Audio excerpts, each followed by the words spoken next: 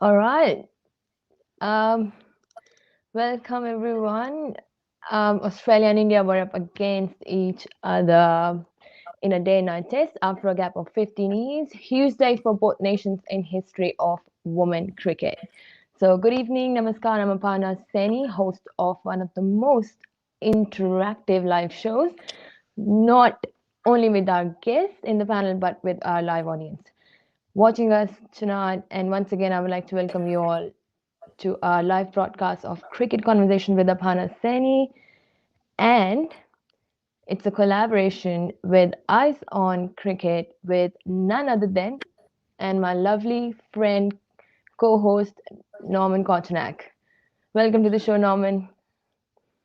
Hi, Aparna. It's good to be on your platform, being a women's match now of great significance. It's good to have you leading the charge. Good to hear that. You look very happy though. We will find out your reaction, how far and how excited are you after day one of India versus Australia pink ball test. Um, Before that, let me tell our audience tonight's show is not just about another episode of any post match analysis, but we are celebrating a day in the history of women cricket after a gap of 15 years. India showed us how they can do it, and they have done it. Um, they have found a way to beat the unbeatable that is Australian women cricket team. They end their 25-day ODI winning streak, and India are on the board in this multi-format series.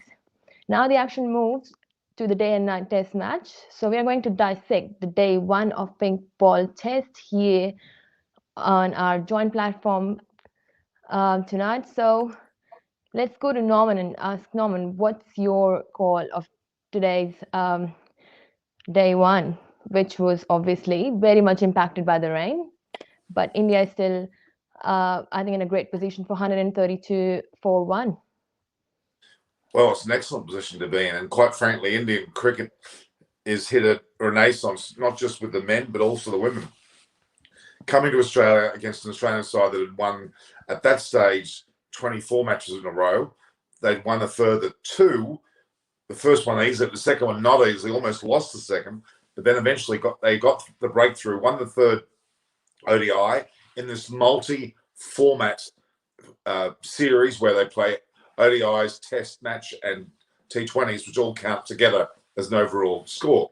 The fact that they're 2-1 down, but they're leading in this Test match. No team would be unhappy with a Test match first day 1 for 132. Smriti Mandana looked elegant for her 80, 15 fours and 1 6.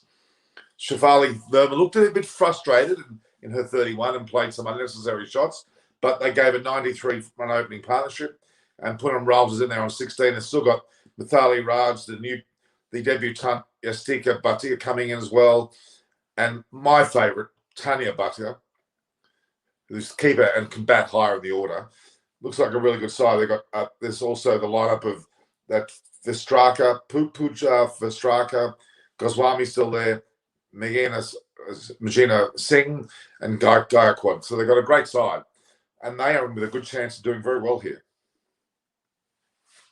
Certainly on day one.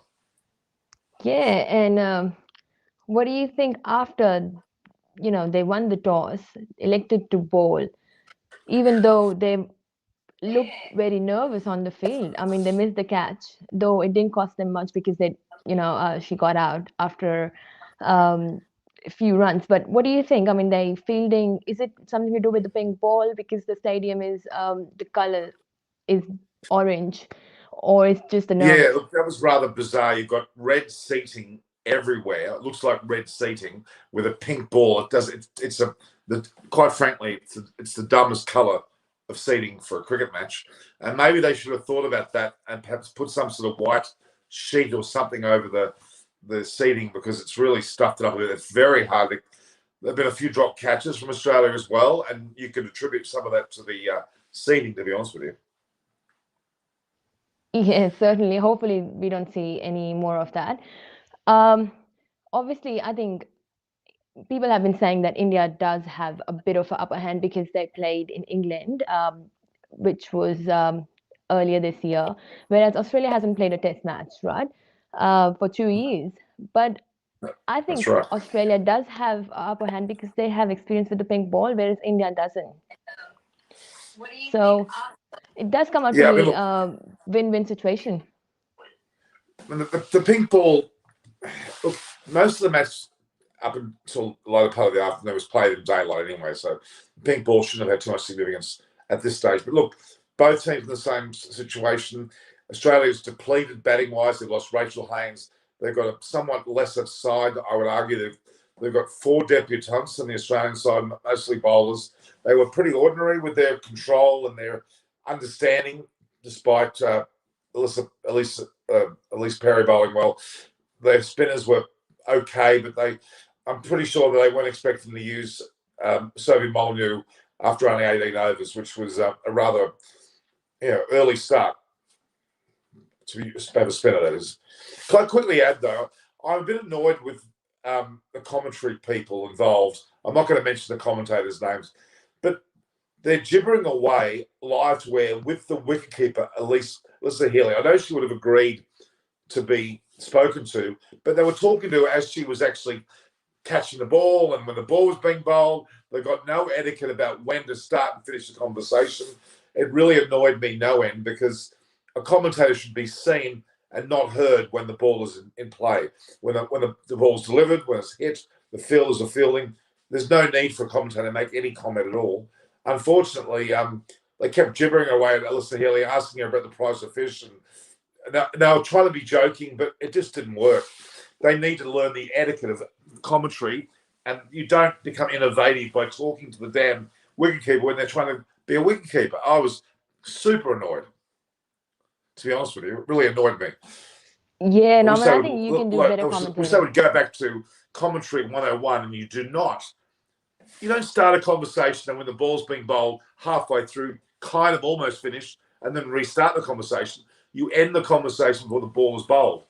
There's an etiquette about that. Less is more. Richie Benaud always taught us less is more. And people who give me facts like the last time she batted, she got 7 of 103 balls. We don't need to know all that detail. We do not need to know all that detail. Keep it simple. Let us watch the game. I was annoying. Very annoying commentary. And a lot of people I'm talking to actually are switching off the commentary. That's terrible. Terrible. Yeah, and I would agree to an extent. I think, Norman, don't you think so? You should be given a chance, and I think you can do better because It's you've not been about me player doing better, but manager. it doesn't see. And it's not about male commentator versus female commentator, because they've got male commentators there as well, and they just seem to want to rabble on when the bowler is about to well and truly in the stride to bowl the ball. You shut up. You don't need to talk. But they think, oh, I've got to say as many facts as possible to show I know all about the game. Well, that doesn't impress anyone. We're beyond that. Most people know more about cricket than you can ever imagine. We don't need to tell them the facts. We need to provide them with commentary. We're not a fact-finding mission. It's commentary. And don't show off how good a commentator you are. You shouldn't be noticed. You should become part of the game, not be the most important part. And people, oh my God, I'm not going to mention names because I could certainly hurt someone very quickly. You don't have to tell us every single inch of detail that you have in your head about the game. We don't need to know all the facts. Just let the game start. Let's watch. Sorry, I get really grated. I can't stand it. I turn it off, and I don't like that. No, no, And it's I not would agree. I male. think a lot of And a partner, it's people not would, male yeah. female, because there are some very good female commentators, but they know when to finish and start. It's not about being sexist. It's about being good to what you're doing. Anyway, look, I'm sure the players are doing because they're told to. I'm sure the players would love to say, look, can I just play the game? This is my first touch base in 15 years. I don't need to talk you through every single thing that's going on. Just watch. Mm. I find that very invasive. You don't see Roger Federer with a microphone in his ear when he's playing a tennis shot, do you? So why are we doing No, it to the no. wicketkeeper? Yeah. I don't know. What do you think is the reason behind it? What they're Oh, they thinking? want to be, sexy almost. They want to be, in the mood, and let's talk to the players and let's get intimate contact. Rubbish. I mean, there's no sport that I can think of that deserves that. The person needs to, if you've got wicket-keeping gloves, listen, Hela's got wicket-keeping gloves on. She's about to catch a ball. I noticed every time she was talking, she would politely keep talking. She's a nice person. And she'd drop the ball down the leg side because she wasn't concentrating.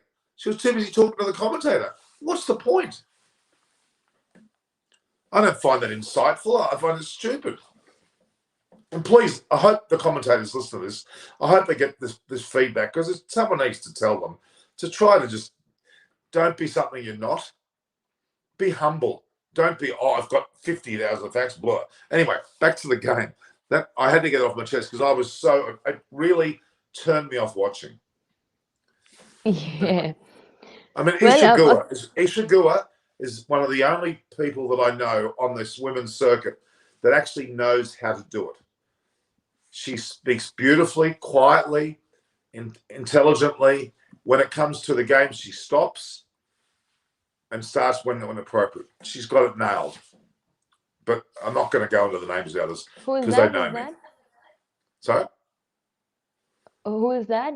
Who knows when to start and when to Isha stop? Guha. Isha Guha, yeah. She's great. Unbelievable. She is very calm. She doesn't over talk. She chooses a time to talk. She knows her facts because she played for England, but she knows that she doesn't have to tell us every single detail about Sophie Molyneux. Poonam last innings got 7 off 34 balls and 8 off 49 balls. I don't care about how many balls. Just tell them it's a test match. We all know that test match is not based on deliveries. It's based on runs you get. It's not a T20 ODI game. Please learn that. Learn that simple skill. Anyway, all right. Let's get back to the game then, Aparna. Yes. What do you think about Mandana's, beautifully played half century? Beautiful. She had a bit of a gower about her batting. She's a bit like Cook. She was brilliant. She's on her way to a big century. I hope she gets it. Perfect test player. Really. And it's a 4-day test. You think Australian side looks a bit nervous? I think they still haven't recovered from the loss from the ODI. A little bit. Well, their bowling lineup. Annabelle Sutherland has come on as she's an all-rounder, the daughter of the former head of Cricket Australia. She came on as the 7th bowler. Now, I'm scratching my head to that one. She's an all-rounder and she's the 7th bowler. That's unusual.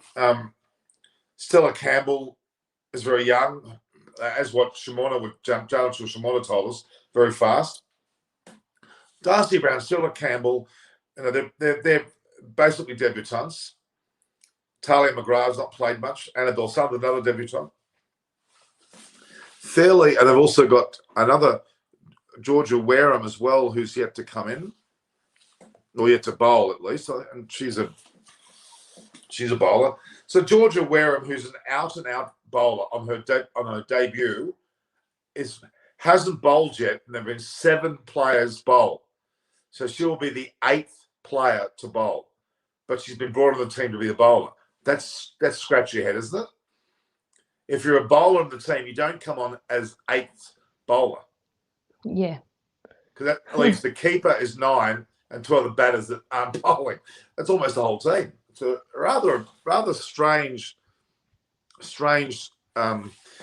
decision. Anyway, they're 1 for 132. The strike rate's almost 3 and over, only in 44 overs. Pretty damn good. Actually, very good. Yeah, and we also saw, being Australian side nervous, we saw a few catches go down. That critical being out of the place, those fielders in the right position where they may be a little bit deep or a bit too close at times in the slips. It just, I would love to hear from you because you have played more cricket, Norman. Where do you think those, closing catches should be? Do you think we are going to, Australian side, you're going to get wickets? It's more in the front and placement of the fielder under the helmet being so critical in that regard? Well, the catch that was dropped at deepish mid-on was not a difficult catch. The one that was dropped by Meg Lanning, well, she didn't even get to hand to it, but the first slip was she was slightly too wide. Honestly, Australia normally are flawless with their fielding and catching. They normally take their catches. But there's 4 debutants in this team, as in Darcy Rand Campbell, the likes of Sutherland and Wareham. It's a lot of debutants for an Australian side that's supposed to be at the top of the game. They're without Rachel Haynes, who's a very stabilising influence. So they're a little bit out of sorts. It's unusual to have 3 or 4 brand new bowlers on the one side. They're missing Megan Schutz, who's a great bowler, and I think they're missing, or Keminence is another player they're probably missing, who's, I think, retired. Yeah, Ashley Gardner hasn't bowled too badly with a spin, but she's not meant to be there as a spinner. She's really a backup bowler. Yeah, it was a pretty poor performance for the Australian bowlers, to be honest. I know it's their debut for a number of the players, but yeah, it wasn't the most impressive bowling. To have India 1 for 132, that's pretty damn good. Yeah, they're in a good spot right now. I They had a mean, very good great spot, start even from though. Indian side. I think, Sorry. yeah, I think they've been able to keep the pressure and the mentality of out there of Australian team on the field, looked at their nerves while they're fielding, and their bowling capacity has been a bit not very stable, which I think coming from a bit of the impact that in the last third ODI Indian team were able to make, and if they keep that momentum, um, they might as well this multi format series. You know, right now it's 2. I think it's 2-1. Yeah, it's sensational. I mean, India have got a great chance here of potentially winning this Test match, or even at the very least drawing it, depending on the weather. And because of that fact, Australia are in a rare situation that they're actually behind the 8 ball. They're leading 2-1, but that's not a great start. The T20 will probably favour India more, I would argue. Really, India have got a great potentially to knock Australia off at home, which hasn't been done in a long time. Very impressive. England, I think, are noted for doing it, but Australia are in a great position. And Harmanpreet Kaur's not even in the side as well. Yeah. Harmanpreet Kaur's not there. I'm not sure what is. I didn't quite catch what the story was with her, whether she was injured or is she recovering from injury. I'm not sure, but I'm a bit shocked that she's not on the side, to be honest with you. She must be injured because she didn't play the ODIs as well. She must be injured. Yeah. That's all I can imagine, because she'd be a walk into any of these sides. But Shafali Thurman looked more like she was playing short form cricket than long form. But Smriti Mandana impressed me no end. Magnificent 80 not out, and looks incredibly in control. She could well go on for a massive score here. Hopefully she does. Yeah, I mean, I hope that Australia was able to take some wickets, because they do have, the captain, Mithali Raj. She's great. I mean, oh yeah, yeah, she'll stuck on, and what interesting is, like, the practice that went behind the Indian side actually is quite impressive, because they were in their whites when they were practicing. It's more not just the technical side, but also when they were preparing, in the nets, they were wearing their whites, so it's not overwhelming for them mentally as well. And also, I saw Mithali Raj was wearing pads all day, because you have to get familiar with being on the going there and batting for that long, because test both the sides hasn't got that much opportunity. They may be new pads that she's wearing as well. So it's interesting. Jemima Rodriguez is not on the side. Harmanpreet Kaur is not on the side. Two, what you would argue are regulars in this format, or any of the longer formats. The player that played already, Yastika Bhatti, who looked very good in the ODIs, is in the side as well. Dipti Sharma, who's playing in Sydney Thunder. No, it's going to be interesting how they go. They look like they've got a pretty good team. Very impressive. For sure.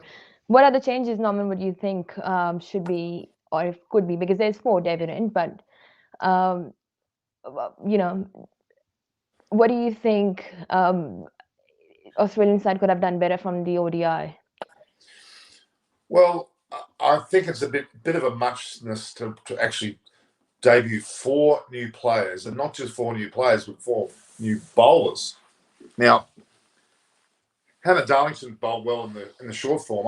I would have thought she would have got a Guernsey in front of Annabelle Sutherland, and I thought that was a bit of a scratch ahead one. And Georgia Wareham hasn't even bowled a delivery yet, so I'm having to wonder what's going on there. Darcy Brown looked pretty impressive, but Stella Campbell, we know that, as I said, Shimona told us that she's fast. Too many debutants for one test side, especially because they're all bowlers as well. I don't quite, a bit risky. And so far it's proven to be pretty poor selection, because they've only taken the 1 wicket, and that wicket went to their spinner Molyneux, who shouldn't have been bowling that early, quite frankly. It's interesting. It's interesting. They don't have Healy, Mooney, Lanning, Perry are really. They've got 4 all-rounders supposedly, and 4 all-rounders and 4 bowlers in the lineup. Effectively, this is quite intriguing. They've recorded 2 wicket batters as a Mooney and Healy, a top order batter, Lanning, and the other 8 players are 4 all-rounders and 4 bowlers. That's the most bizarre situation. It's more like a short form team structure. Anyway, I'm not too sure what's going on there. Healy, Mooney, Lanning, and Perry, great batters. They've proven themselves. Ashley Gardner certainly can bat too. The rest are pretty much untried. So, yeah, a lot of debutants going on there. I think Australia's taken a bit of a gamble there. I mean, they are without Rachel Haynes. That's a bit of a loss for sure. I would have had Nicola Carey in there anyway. We'll wait and see. Yeah. But at the moment, India's got the upper hand. They're 1 for 132. Smriti Mandana's having no problems whatsoever with the bowling. And they can't relax just yet, with Pooja coming as well in at 8th position. I mean, who does that? I mean, they've got she's great. Like, she's coming at 7 or 8th position as a batsman, and they've got obviously Medal Raj, who's the captain. She's been great. We've seen her put some great number of runs on the board. So India is in a very hot seat position right now, and even though the weather did manipulate it or complicated the day for both the teams out there, I mean, we couldn't see as much of cricket for today, but we still have 3 more days, and I hope we can see some good scores from India. Well, they can score. They can play for 100 overs a day, which is actually 10 overs longer than the men's game. So Mithali Raj, Yastika Bhatia look good. Dipti Sharma can certainly bat, and Tanya Bhatia really is an upward batter despite being the keeper. Some pretty quality batting to come, and Goswami can handle as well. India could be in for a pretty decent score here, and Australia will certainly learn the hard way by having so many debutants. Not the most impressive start for Australia on home soil. And look, they're playing at Metricon Stadium there on the Gold Coast. That's an AFL ground / even a rugby league ground. It's not a cricket ground, in my opinion. I'm a little bit. Why are they playing there? I mean, honestly, the Gabba may not have been ready, but I would have preferred to play on the Gabba than here. Anyway. I know, even because of that, they've been saying the catch was dropped because of the orange seats. I mean, that does confuse you when it's up in the air. Well, you just said it. I mean, they're playing on a ground that's got red seats, for God's sake. This is a game of cricket where a red ball, orange, or in this case, a pink ball is being used. A pink ball test with orange seats in the stadium, Norman. What a joke is that? I mean, and then you're blaming the fielders out there not being able to miss fielding, dropping catches. It's an obvious mistake. Well, it's pretty dumb. I mean, look, it's a 4-day test match. It's not on for a couple of hours. They could have done something with the seating. Maybe not coloured. They may not need to have coloured the seating, but even to get some sheets, it may have been a bit of an expense to get the sheets. Just some white sheets, put them all over the seating. Something, because those seats are clearly causing fielding errors, I would argue. The players are going, I can't see the ball, and I don't blame them at all. Anyway, 1 for 132. Great start for India in a day-night test match. Brilliant. Yeah, certainly. And hopefully we can see a bit more cricket tomorrow, and the rain doesn't stop us from watching a bit more very interesting coming up. This multi-format series between India and Australia. Very excited for finally women's side has to get to play a bit more of the test. And I think this is it for today. As not a lot of cricket happened because of rain, so we'll wrap it up on this. We'll be back tomorrow. Looking forward to it. Me and Norman. So again, And guys, more. We'll bring more on by tomorrow. yeah, for sure. Same time, guys, and um, thank you, Norman. Thank you for joining us tonight. Though it's a collaboration, so anyone can go. And please do subscribe Norman's channel as well, which is Eyes on Cricket with Norman Kochenak. And go on, Norman. Well, I think this is a cricket conversation with a Pakistani platform. Let's applaud her for a great job, great thumbnail, great commentary. Looking forward to the women's second day tomorrow. Yeah, for sure. So signing off. Thank you, guys. Thank you for watching Cricket Conversation with Aparna Seni. Thank Shubh you. Ratri. Come on, Norman. Shubh Ratri. Namaste.